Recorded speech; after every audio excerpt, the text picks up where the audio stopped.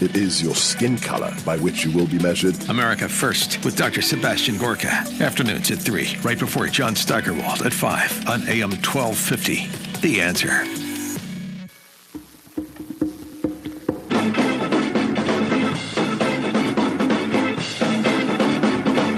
Whatever happened to Christine Blasey Ford? You remember Christine, the psychologist who had the voice and demeanor of a 12-year-old when she testified last year in Brett Kavanaugh's confirmation hearing? Haven't heard too much from her lately. Now, you'd think that after the trauma she says she suffered from being assaulted by Kavanaugh, 35 years ago or so, that she would have at least, filed a lawsuit or maybe gone on a crusade to help other young women cope with being assaulted as young women.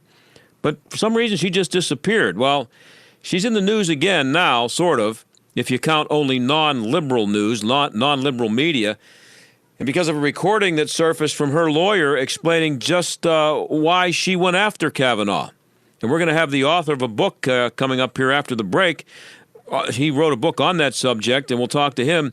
And then in the second half hour, I'm going to reunite with an old radio partner of mine.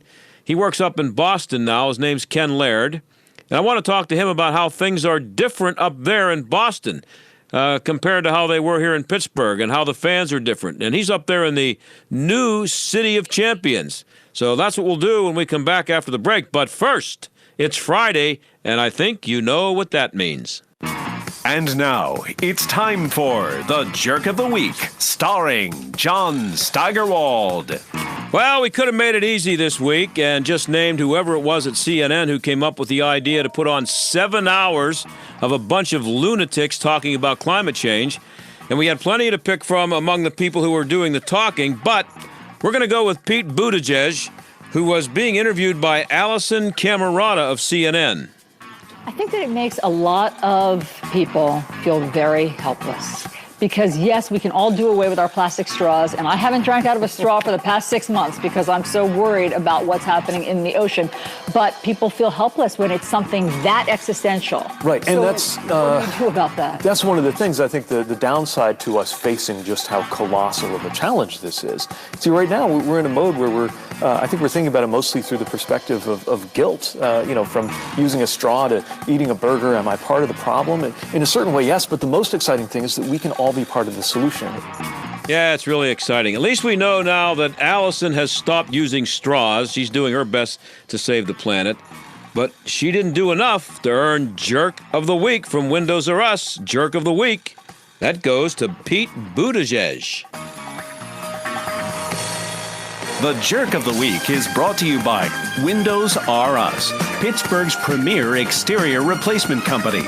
Expert repair and replacement for windows, roofs, siding, doors, gutters, and downspouts. Why pay double? Visit WindowsRUsPittsburgh.com. About a year ago, Christine Blasey Ford thought she was going to be the last straw for Brett Kavanaugh. When we come back, we'll talk to an author who's written a book that shows what Christine was really up to. Stick around.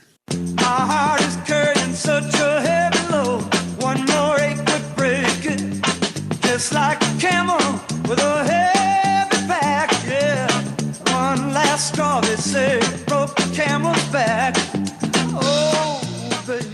Getting close to retirement? Experienced a nice Trumponomics bump in your portfolio? Well, we know the market goes up, and unfortunately, we also know it goes down. Don't risk your retirement to market whims. Learn how you can lock in those gains today by spending time with the team at Marley Financial. Todd Marley and the experts at Marley Financial can help you design a retirement plan that is bulletproof against the market's ups and downs. The team at Marley Financial uses a multitude of different techniques to make sure that you have a retirement plan that is tax-friendly, stable, and worry-free. Oh, and speaking of taxes, did you know that Marley Financial can handle that too? With all the changes in the tax laws, be sure you're taking advantage of the best possible deduction and make sure you know what adjustments to make for your overall financial picture going forward. Call today for a no-obligation consultation to see just how for 25 years the clients at Marley Financial have never had a retirement plan fail. Call 724-884-1496 today. 724-884-1496 or visit them at marleyfg.com. A couple of weeks ago, we had Rocky Blyer here to talk about his work with Miracle League in Moon Township, Fields for Athletes with Special Needs. Jim Leland, the Pirates' former manager, is also involved in that project. Jim, thanks for being here. Great to be here, John. Great to talk to you. Tell me about the Miracle League of Moon Township. It's just a great thing for these kids, and it's a wonderful opportunity to people to participate. Some people are a little less fortunate than others, and I think it's just a great opportunity for people to volunteer and to help out and put a smile on somebody's face. I've seen the field that they put out in Upper St. Clair. It's amazing. Oh, it's unbelievable the way they construct these things. They have the ramps and everything for the kids. It takes a little stress off the parents. I think it's what Pittsburgh's all about. It's just a great thing. It'll serve Montour, West Allegheny, Moon, Sewickley, Weirton, Steubenville, Beaver County, and surrounding communities. Approximately 100 to 200 children will be eligible to participate, and it'll also serve adults with special needs. So it's a great cause. And if you'd like to see how you can help, maybe donate some money, check it out at miraclesinmoon.org. miraclesinmoon.org. It's time to stand with Israel. Consider the lifelong impact of joining The Answer's Dennis Prager and Mike Gallagher on the Stand with Israel tour this December 2nd through 11th. More than a vacation, this journey will guide you through centuries of faith and culture as you visit iconic places right out of Scripture. Along the way, your hosts will broadcast on site while you watch and participate. Together with like-minded travelers, you'll see over 40 iconic sites during the 10-day tour, where you can pray at the Western Wall in Old City, Jerusalem, float in the Dead Sea, and take a boat out onto the water of the Sea of Galilee. Have you ever wanted to walk inside the Garden Tomb? Register today for the Stand with Israel tour this December 2nd through 11th. Just go to our website for more details and registration information at theanswerpgh.com/Israel. That's theanswerpgh.com/Israel. They blow into town with the wind, rain, and hail. And out-of-town storm chasers going door to door, often posing as a local company offering a quick fix to desperate homeowners. If you've had damage to your roof, windows, siding, or gutters and downspouts, you may be eligible to get them replaced or repaired free of charge. Just be careful who you call. Visit WindowsRUsPittsburgh.com for a free inspection from one of their highly trained appraisers. With over 50 years in home remodeling, Windows R Us is the area's premier exterior replacement company for roofs, siding, gutters and downspouts, doors, and of course windows. If damage isn't your issue and you just want something new, you'll love their no-pressure approach, no hidden fees, and one of the fastest turnaround times in the industry. A company who will never skip town when it comes to honoring their warranty. Visit WindowsRUsPittsburgh.com. Mention STAG for an additional 10% off. Windows R Us, proud sponsor of the Jerk of the Week, heard every Friday on the John Steigerwald Show. WindowsRUsPittsburgh.com. This is the John Steigerwald Show on AM 1250 and FM 92.5. The Answer.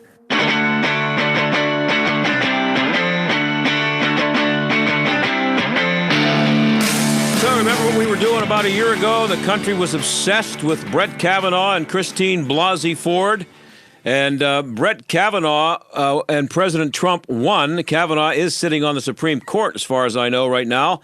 But we're finding out some interesting things about Christine because of research done for a book by Ryan Lovelace. The title of the book is Search and Destroy Inside the Campaign Against Brett Kavanaugh. And Ryan joins us now. Ryan, thanks for being here. Thanks for having me. Now, before we go, I want to play a soundbite from Deborah Katz. That's Christine Blasey Ford's attorney. I'm sure you know what I'm talking about here. And it's a soundbite that probably hasn't and won't get a lot of play in the liberal media. Here it is. Aftermath of these hearings, I believe that Christine's testimony brought about more good than the harm misogynist Republicans caused by allowing Kavanaugh on the court. We were going to have a conservative. Elections have consequences. But he will always have an asterisk next to his name. When he takes a scalpel to Roe v. Wade, we will know who he is. We know his character, and we know what motivates him, and that is important. It is important that we know, and that was part of what motivated Christine. We all know. So, Ryan, does that sum up why Brett Kavanaugh was put through what he had to go through? I think that sums up pretty well why, the left thinks that they felt like they needed to do this. When I discovered that clip, I'd spent months in researching and reporting for the book Search and Destroy by looking at Deborah Katz's public comments, her private emails to Senate Democrats and Senate Republicans, and really tried to get an understanding of what it was she was doing. And, in mentioning that the media probably isn't going to play that clip all that much. I think it's worth noting, when I discovered that, the clip has been available online publicly for almost 5 months, but it was first reported by me in the book Search and Destroy, but nobody else had picked up on it to that point. And I think that's emblematic of a larger problem of the failure of coverage of precisely what happened here and why we don't know yet fully enough of the details. And so that's really what I was trying to get at here in the book, and to try to kind of help explain things. Because what we'd heard was Christine Blasey Ford saying only she knew what happened because no one could corroborate her story. And other folks, she couldn't say precisely when it happened or where it happened. But now this gets at why it happened. And we're learning that now for the first time. Yeah, and the Daily Caller was the first to, at least that I was aware of, that used the soundbite just a couple of days ago. I'm guessing it hasn't shown up on CNN or MSNBC yet, and probably won't. Not to my knowledge. We sent the video to the Daily Caller, and I had shared it with the Washington Examiner a day prior, and they had written about it too. But really, it hasn't, saturated over there just yet. And who knows whether or not it will. We're coming up on about 1 year of the anniversary of these hearings later this month. And so much has changed since then, and so much has changed leading into then. And I think any retrospective looking back at Justice Kavanaugh's confirmation and the nomination battle is probably going to have to consider this. At least I hope it would, because I think there are so many unanswered questions coming out of the hearings. That's really why I pursued writing this book, Search and Destroy, was because I wanted to answer some of those questions, or at least attempt to find out the answers to them. And I know it's an oversimplification, but it seems like it was all about abortion. I mean, that's what Deborah Katz is saying. Yeah. And then I think one of the really big things is, one of the big questions that we have now is it all about abortion for Christine Blasey Ford? Is what Deborah Katz is saying correct? Because before his nomination, it was all about abortion for the left. There was a whole Rise Up for Roe tour about Roe v. Wade. So I think you've got a point there. Now, was this whole thing, this whole orchestrated Christine Blasey Ford routine, was this a show for the media and for the public more than it was actually testimony that anybody thought was going to sway anybody in the Senate?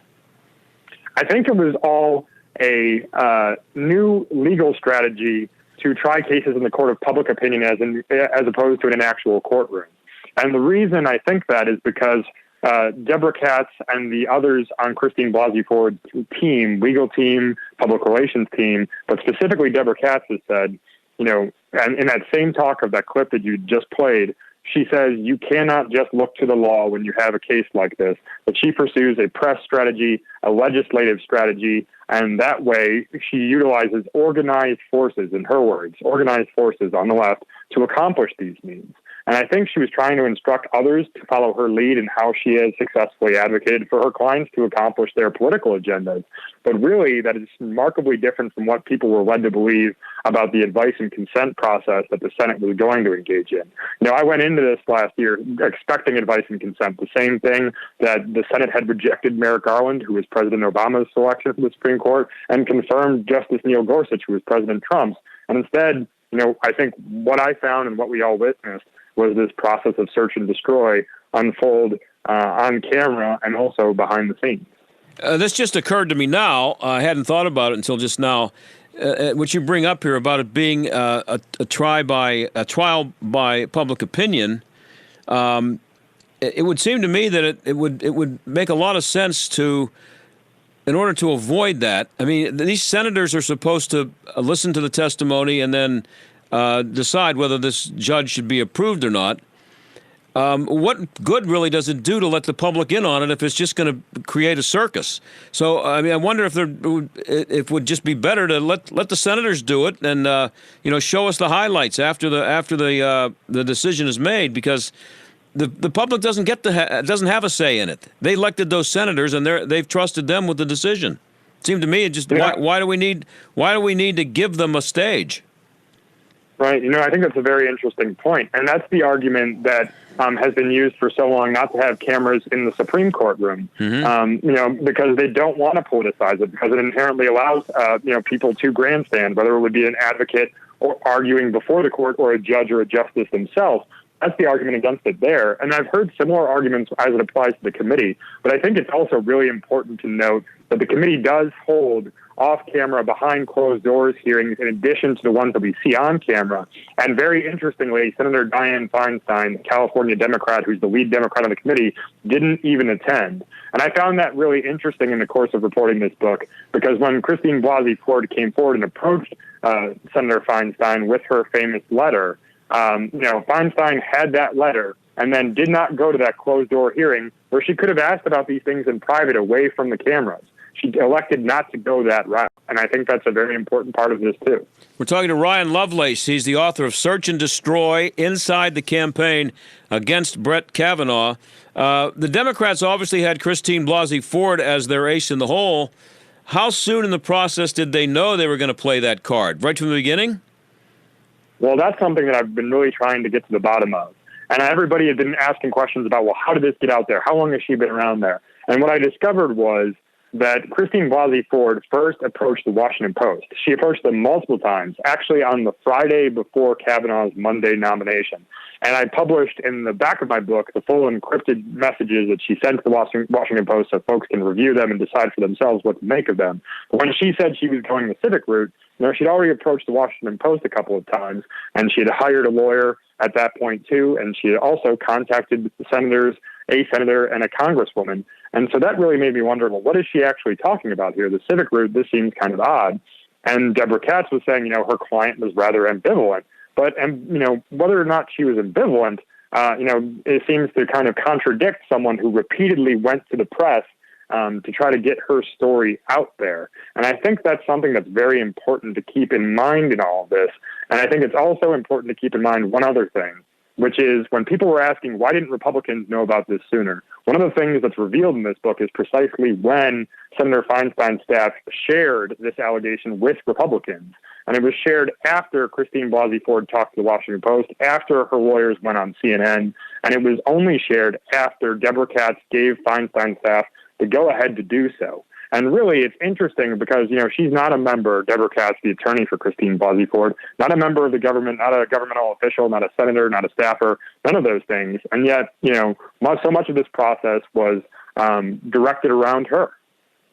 And so how well organized was this plan? I mean, that sounds like someone like Christine Blasey Ford, who's, just a doctor out there in California and seemed to be a regular person until she was brought onto the national scene in a big hurry and a big splash. She seems like a pretty regular person, but she or somebody around her seemed to be pretty media savvy for just a regular old person. And I think you picked up on a key point there, too, especially the media savviness. To listen to her team, though, that's exactly right. One of the things that I think is important to point out is when the tide sort of turned for Justice Kavanaugh, there was both Susan Collins' public comments about why she was going to vote for him, but there was also Michael Avenatti stepping forward and saying he had another accuser that everyone needed to listen to. But the media strategy he pursued was completely different from Christine Blasey Ford. Christine Blasey Ford never left her lawyer's side when she was on camera, and when she faced questions from Republicans, it was through Rachel Mitchell, a sex crimes prosecutor that was asking probing questions, but they were sympathetic. They weren't adversarial. Michael Avenatti put his client on camera with a journalist who was an investigative journalist that did not have to feel the pressure of the believe the woman narrative and asked adversarial questions that caused her story to crumble. Christine Blasey Ford has not yet faced adversarial questions, and she hasn't addressed the issues that her lawyers have said about what her actual motivation was, which appear to contradict her testimony. And so I think there's a lot of questions now that open up about, what exactly was her motivation and why are people, willing to talk about this now, but they weren't back then. I would have thought she'd have had a book out by now. Well, she's been in the public eye. I was disappointed. I had some conversation with Deborah Katz during this process. And when before Christine Blasey Ford outed herself and was willing to talk to me, but unfortunately for this process, she is not. But she has gone and she's been on the award circuit, so to speak. She had presented an award at a Sports Illustrated event. She's accepted it in California. So she's not hiding, contrary to what, some people might think. But yeah, I would have thought perhaps the same thing could have been in her future. Talking to Ryan Lovelace, author of Search and Destroy, Inside the Campaign Against Brett Kavanaugh. Got a few more minutes left here. It took me about 12 seconds into her testimony to decide I didn't believe a word she said. But how many Democrats do you think actually believed her and thought it was a true story, and how many of them knew it was all an act, or at least thought it was? I think that's really hard to know, because so much of what we see on camera is people playing to their different audiences. But I do think, there's a genuine belief among people out there that the truth was unknowable. And I personally, as a skeptical journalist, always wonder whether there's a more attainable version of the truth that's out there, whether there are things that we don't know. And when I watched this process unfold, I saw my colleagues in the press so often not look at some of the questions that I think were raised throughout this process, but were never really answered or attempted to because of the way this unfolded. Republicans wanted to get, Justice Kavanaugh confirmed, and Democrats wanted to stall until perhaps the 2020 election, and certainly stall his nomination or kill it as quick as they could. And so really nobody ever bothered to actually do a full investigation. And that's what I endeavored to do here, was to provide information and not affirmation of a particular side. When I quote from a private email that hasn't been made public before, I publish it in full in the back of the book so folks can read it in its entire context and not try to accuse anything here of being taken out of context or spin. I want people to be able to look at it for themselves and be given the opportunity that they weren't given last September.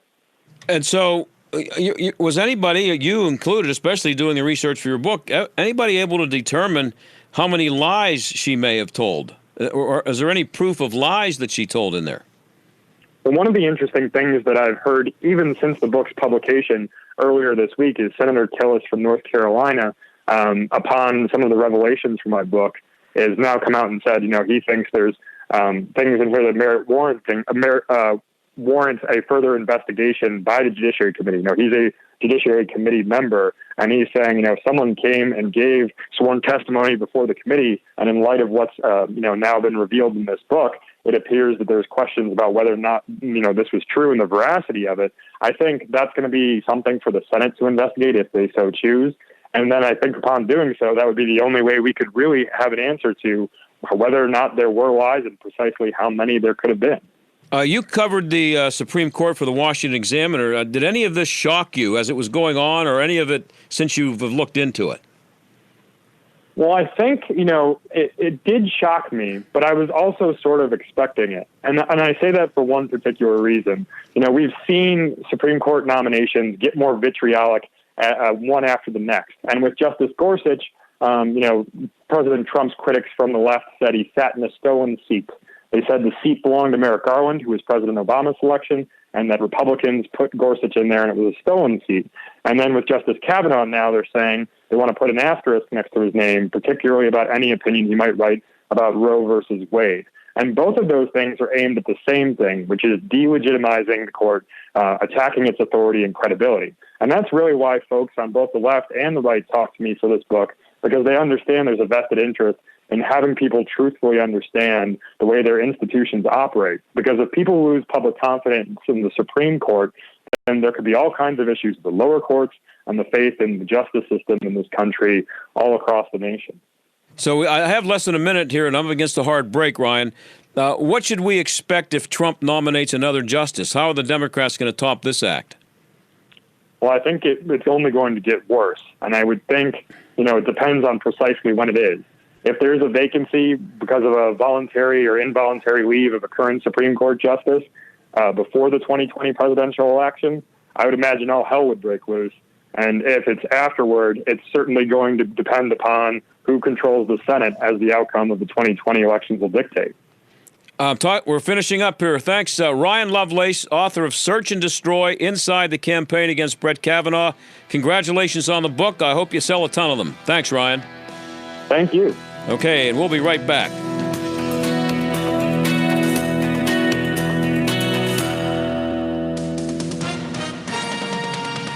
With SRN News, I'm Keith Peters in Washington. As Hurricane Dorian races up the Atlantic coast towards Canada, attention is turning back to the Bahamas, where the storm at Category 5 strength strafed the islands, leaving many without homes. Abaco Island resident G. Rawl says he's waiting at the pier to evacuate to Nassau. So far, it's chaos here, and the place is uninhabitable. Nobody can live here. So we're trying to get out, and they only have limited ways of getting out here, and the government trying their best, but at the same time, I don't think they're doing a good enough job to evacuate the people because the place ain't livable for nobody. Dorian blasted the Bahamas with 185-mile-an-hour winds last weekend. At least 30 people are confirmed dead.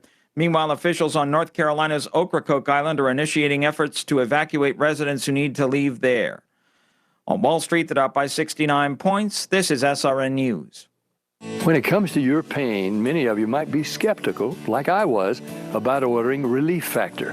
Pat Boone again for this wonderful 100% drug-free supplement designed to help your own body lower or eliminate occasional aches and pains due to aging, exercise, everyday living. I'm not skeptical any longer. The 3-week quick start is now discounted to only $19.95.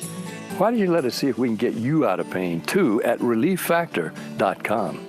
Hi, Dennis Prager here. I want to let you know about a new product available at the Prager store. It's offering the audio version of the Rational Bible Genesis on CD, narrated by the extraordinary Tom Parks. He's been recording bestsellers for 30 years. I personally picked him, and you will love listening to him read Genesis. Listening or reading, I hope these are life-changing for you. In fact, I know they will be. Of that, I am absolutely certain. To buy the Rational Bible Genesis audiobook or the autographed hardcover, go to PragerStore.com.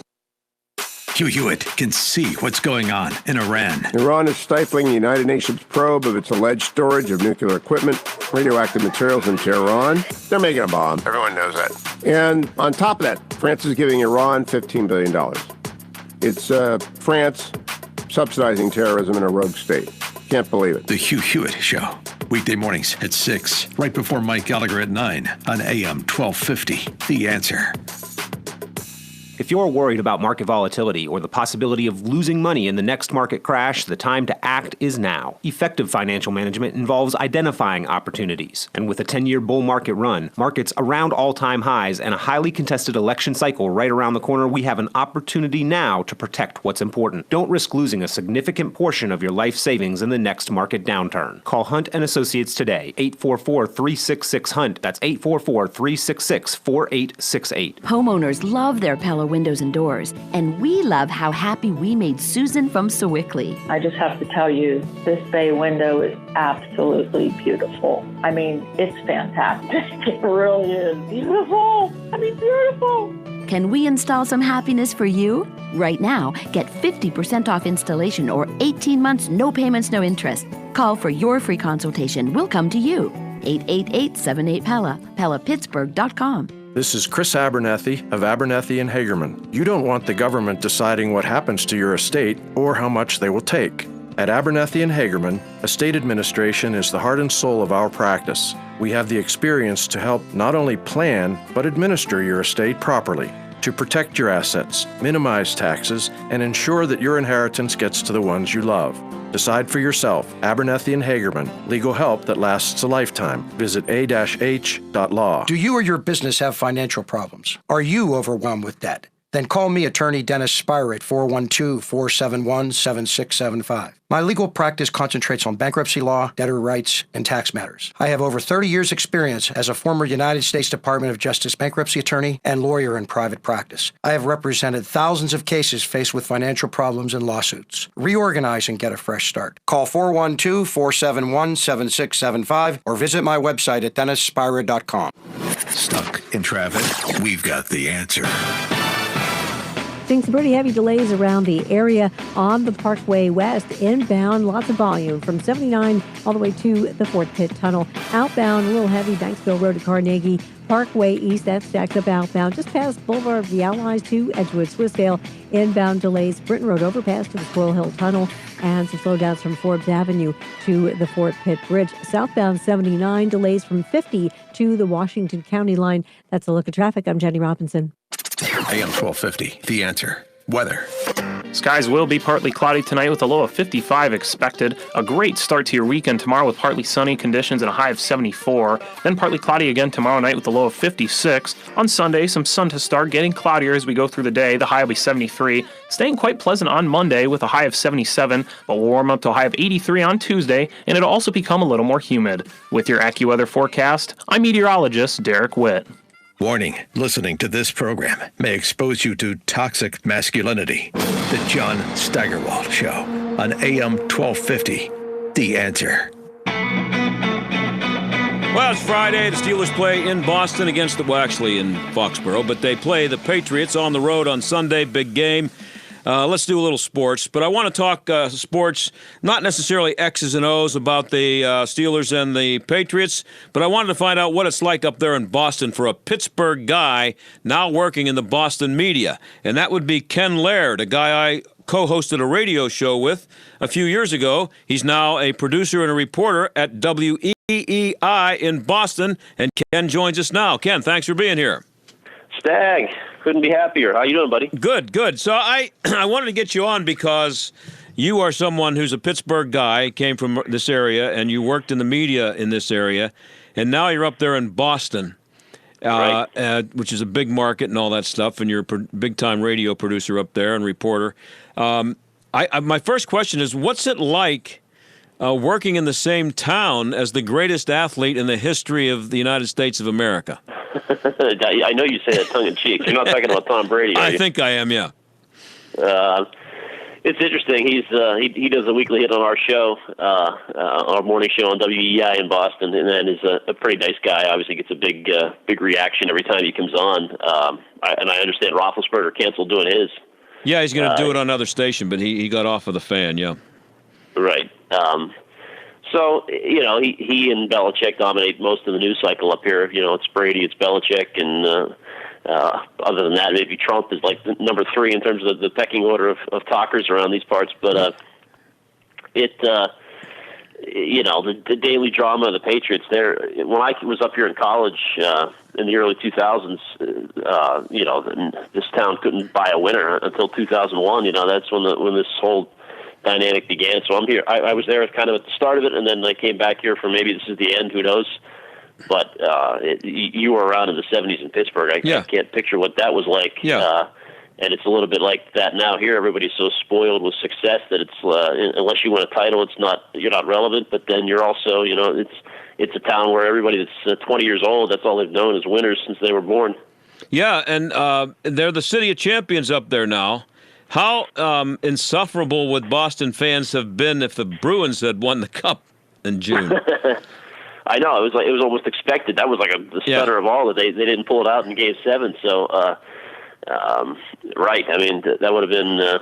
But it's almost like it gets lost in the shuffle. They've had so many wins. I mean, so for the Patriots to win 6, the Celtics to win 1, the Bruins to win 1, and the Red Sox have won 4 in that span. That's just ridiculous.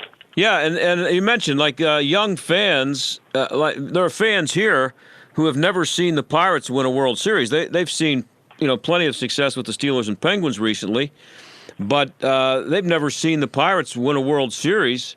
Even get to the World Series. You'd have to be probably 50 years old to have any real appreciation for it.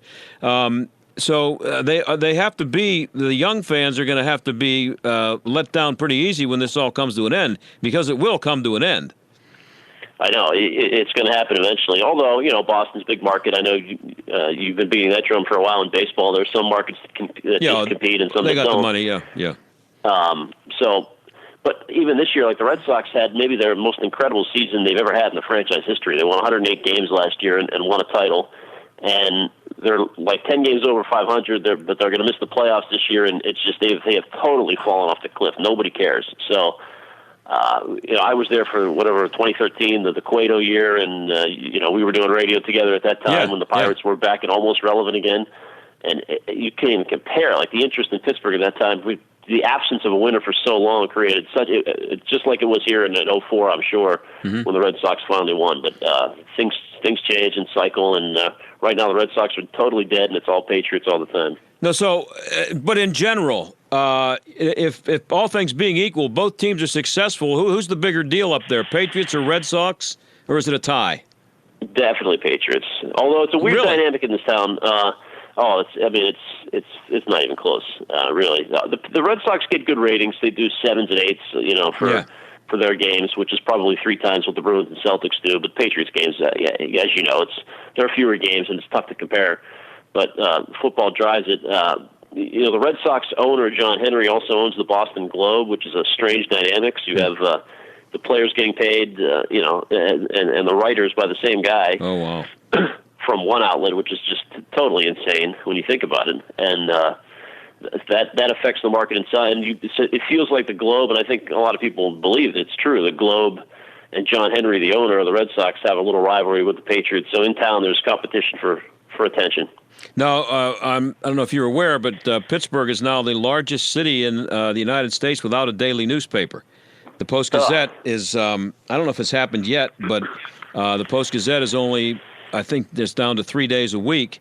So there is no daily newspaper that you can pick up and hold in your hand in Pittsburgh. Is the Boston Globe still sailing along, or is it struggling the way the other papers are around the country? Because it's a biggie. Well, I think the answer is they're probably at best breaking even. But because John Henry's a billionaire, he's going to support it, and it's something he's doing. It's almost a charitable endeavor. But this used to be a 2-paper town. The Boston Herald is for the most part dead. Mm-hmm. So the right-wing paper in town has really slumped and is irrelevant. It is sad to see. I mean, you and I worked for the Trib, and they couldn't sell digital, and it's a major struggle, and it's changed the whole landscape of everything. Party's over. So, but we're talking to Ken Laird. He's a radio producer at WEEI in Boston, and a Pittsburgh guy, and a guy I worked with for several years at Trib Live Radio, which we had a lot of fun doing a talk show there. But I wanted, and so I thought Ken would be a good guy to have on to talk about the similarities and differences between Pittsburgh and Boston with the game coming up on Sunday. And I wanted to, people here in Pittsburgh, and you've seen Belichick from afar because you watched him as you're working in the media here in Pittsburgh, but now you've had a few years up there where you have to look at him and listen to him just about every day. How is he viewed up there? Is he as boring and all the other things that he appears to be up there as he is to everybody else? It's complicated. I mean, yes, he's incredibly boring, and he's insulting. He insults the media on a daily basis with one-word answers, and he's just a total curmudgeon, as everybody has seen. And you watched his act in Cleveland; it hasn't changed through the years. But he's beloved because he's brought a winner. I think it's more Brady than Belichick, and I think most people. I shouldn't say that. It's probably a split as who believes what is the driving force behind it. When they lost to the Eagles in the Super Bowl, he benched Malcolm Butler, one of his defensive backs, and after losing the game and their defense got shredded, he was taking some legitimate criticism up here. But that's all changed because they won again last year. It's a weird dynamic, and then you have some of the media still fawn all over him. A couple of years ago, the last time they were playing the Steelers, not the last time, it's supposed to have been 2016. Belichick had a grandchild, and the beat writers pitched in and bought him a onesie and put it on the podium. And I'm thinking, would the writers in Pittsburgh have ever purchased a onesie from Mike Tomlin? I mean, forget Mike Tomlin. How about Chuck Knoll or Bill Cowher? That's about right. Yeah. I mean, so these are media members. They're supposed to be objective. I mean, some are, some aren't. But you get caught up. I'm sure that the psycho, and Belichick is a weird guy. He's got this dude Burge who follows him around everywhere he goes. It's his personal assistant, basically. It's his own media relations guy, and he studies the media, and he watches the media at every press conference. And if something is said in the media that's critical or whatever, Belichick knows about it because of this guy. So he is hyper focused on the details. Wow. And it is a strange dynamic. And is anybody allowed up there to mention that he might have cheated once or twice? Are you allowed to say that? Like if you said that on the radio, would the general manager come in and have you removed and with security? No, there's some leeway there. I mean, to be honest, he and the owner Robert Kraft has had his own scandal, and of course Brady has as well. I mean, there are some haters in town, quote unquote. There are some skeptics, but you run the risk of getting shouted down. And it depends which cheating scandal you're talking about, I guess. Yeah. To too many gates to keep track of these days. Yeah, but the Spygate is the one that he got a $500,000 fine, and they had a number 1 draft pick taken away. And people seem to, when they talk about Belichick's place in history, that seems to be people forget to mention that. Yeah. Well, and that's took a whole new life of its own. One of the writers up here, John Tomasi, who wrote for the Herald at the time, had written a report that they taped the Rams walkthrough leading into the Super Bowl, and that was later proved to be either erroneous or the Herald pulled back on the report, and Tomasi had to issue an apology, and he is totally persona non grata up here. He lost his job at the Herald because of that, and he was working with us at our radio station for a while, and he's still around, but he's banned from covering the Patriots at Gillette. He cannot cover the Patriots. So, just right there, but a lot of people... You mean the Patriots banned him, Ken? The Patriots said you're not allowed here? Oh. He is not allowed at Gillette, yeah. Wow. So, now it's a false report, and most people, when they think back to the whole Spygate scandal, there's one thing to videotape the sidelines, the Jets, Belichick's admitted that, and, he claims everybody knew, everybody was doing it, everybody in the stadium was watching him film the opposing sideline.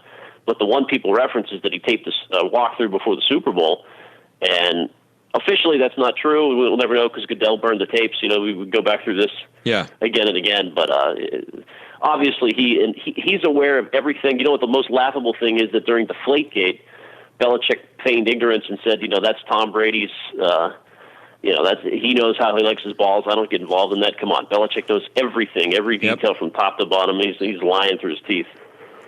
Are the media up there obsessed with Brady the way and I'm talking about the non-sports media, are they obsessed with Brady the way that the non-sports media are obsessed with Ben Roethlisberger here? Ben did this and Ben did that, and of course. If you're talking about local news, local news, as you know, becomes just a total shadow of what it used to be. It's pretty sick. Now, there are a couple long-standing, you probably know a few of these guys. Mike Lynch, who was a longtime TV guy up here, finally retired. He and Bob Lobel and John Dennis were Bob Lobel's gone too, huh? Yeah. Yep. He's gone. He's been gone for probably 10 years, retired, but the changing of the guards. So now you've got the new pretty faces who are in, and of course, they're just going to sensationalize everything Brady does. He posts on Instagram, and it's fawned all over. Well, do the anchors and anchorettes wear red, white, and blue on the set on Saturday and Friday and Sunday? Totally. Of course they do. Of course they do. Oh, boy, is that nauseating. It makes you want to puke. Use one of your You ain't kidding. You ain't kidding, boy. The thing about that, Ken, is it's one thing to show civic pride and, we're rooting for the home team and all that. That's all understandable. But what happens when you have a story about Robert Kraft? And you're supposed to be reporting as a reporter. Did they wear red, white, and blue jerseys to the Kraft press conference? There's been no Kraft press conference. There's barely been coverage of it yet. He technically he wasn't found guilty of it yet. Everybody knows what happened. Yeah. Yeah, of course. They're not going to touch those subjects or touch them in a critical, investigative manner. Because the Krafts, he and his son, who's going to take over the organization when he leaves, are billionaires. They control the dollars in town.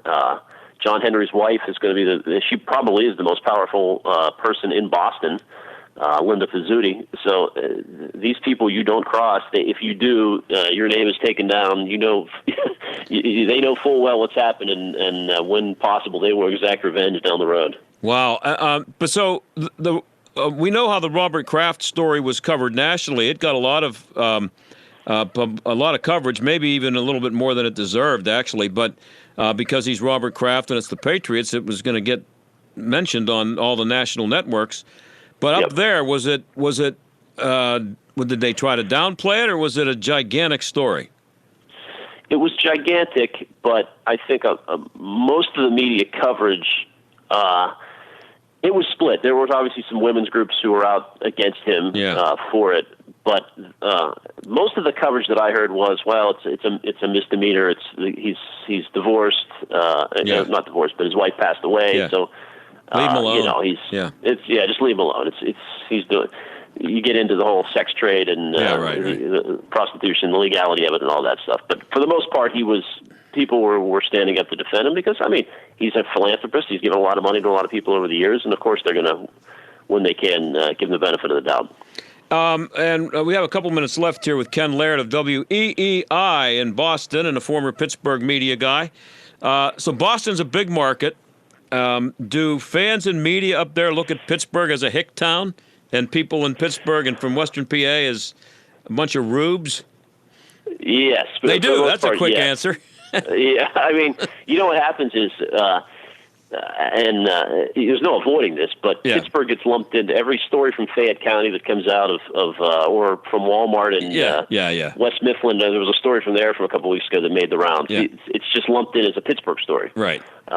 So you get labeled pretty quickly as, Hickville. But there's plenty of New England sections that sort of mirror that to me. I don't think we're all that different, to be honest. But yes, to answer your question, absolutely. It's a little small town. It's in the heart of Appalachia, which I guess we are. That's good. So maybe what we need to do, Ken, is have some people go up there, wear some Steelers jerseys, and just beat somebody with a Patriots jersey to a pulp during the game on Sunday. That'll show them, right? I know you're part of the problem, John. You're trying to.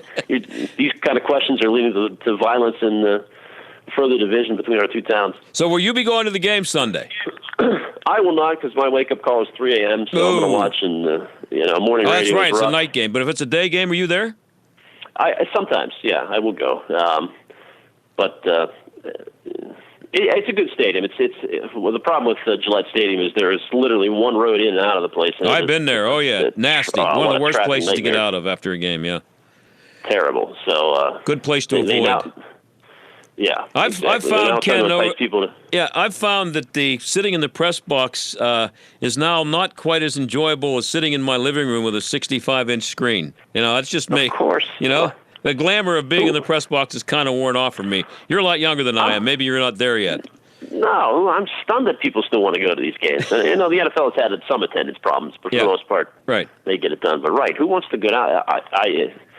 If it's, I wouldn't sit in the stands, that's for sure. So you just sit there with your Tom Brady jersey on and watch the game on Sunday? Right, like any other good media member up here.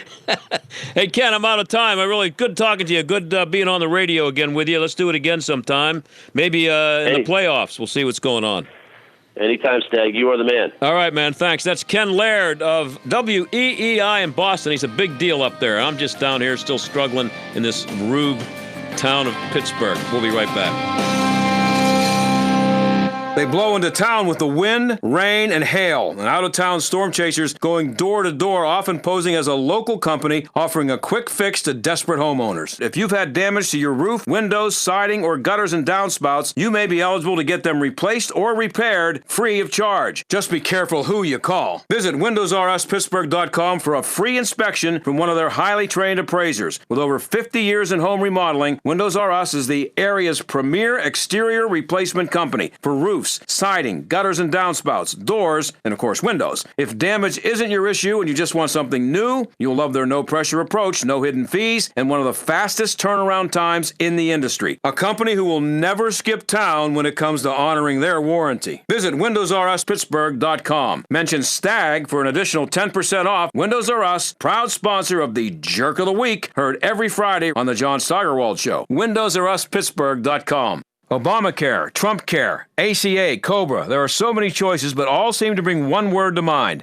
expensive. There are lots of changes happening in healthcare today. Fortunately, I know someone that has been on the forefront of health insurance for years, Todd Marley at Marley Financial. Todd and his team of professionals are licensed with virtually every healthcare provider in the country. They help determine which plan is right for you and then expertly help you choose the best plan for your needs and then do so prudently. Don't need maternity coverage? Call Marley Financial. Have pre-existing conditions? Call Marley Financial. Want just catastrophic or just accident? You know the answer. Worried about the penalty? All of Marley Financial plans are penalty exempt because they know how to design the plans. Most of their clients save 30 to 60%, which can add up to several $1,000s a year. Call Todd at Marley Financial, 724-884-1496. That's 724-884-1496 on the web at marleyfg.com. You started your business with nothing but a great big idea. They told you it couldn't be done. but that just made you work harder to prove them wrong. Now look at you, ready to take on the world. Speed Pro Pittsburgh South gets where you're coming from. When they said they wanted to create great big graphics for great big ideas like yours in less time than anyone else, they were told it couldn't be done. Speed Pro Pittsburgh South just smiled and said, "Oh yeah? Watch us." When you need a large format printing partner who can provide high quality visual graphics in stunning detail, from trade show displays to outdoor signs, 3M brand vehicle wrap for your fleet, to window graphics, banners, and decals, Speed Pro Pittsburgh South can handle most jobs in 2 days or less, and can roll with last minute change-ups without breaking a sweat. Who says it can't be done? For a free quote, visit speedpropghsouth.com. Hi, my name is Ryan Bourne. And I'm Danica Bourne. And we're the owners of South Coast Tax. We started our company 10 years ago in an effort to help our fellow Christians experiencing tax issues resolve their matters by taking a simple 3-step approach. South Coast Tax are Christian-based tax accountants and attorneys that specialize in releasing bank levies, wage garnishments, and filing complex tax returns. We are the leaders in acceptance of offers and compromise with awesome results. We're also a small firm who will treat you like family, not just a number. Call us today at 1-800-TAX-1176 for a free consultation, and we'll take the time to explain all of the programs that you qualify for in order to allow you a fresh start. Proverbs 15:22 says, "Plans fail for lack of counsel, but with many advisors, they succeed." Call us today at 1-800-TAX-1176, and together we can help achieve this goal by putting the IRS debt behind you for good. Again, that number is 1-800-TAX-1176. The John Steigerwald Show, AM 1250, The Answer. Well, how about a dinner time story to finish up the week? They opened up a Chick-fil-A in Toronto, the first one last couple of days, maybe today, I don't know. But, and of course, there were demonstrations. Some group called Liberation TO. They said that they're dedicated to achieving total non-human and human animal liberation. And it says Chick-fil-A has a history of being anti-LGBTQ and blah, blah, blah. That's what they were demonstrations. They were lying in the streets. They did a dead end or a die-in or something. And here's the only problem.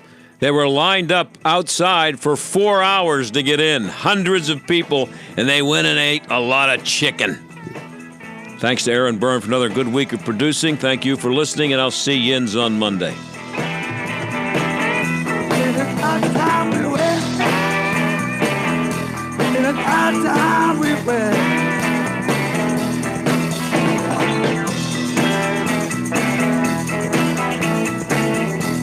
The John Steigerwald Show is a production of AM 1250, The Answer, and Salem Media Group.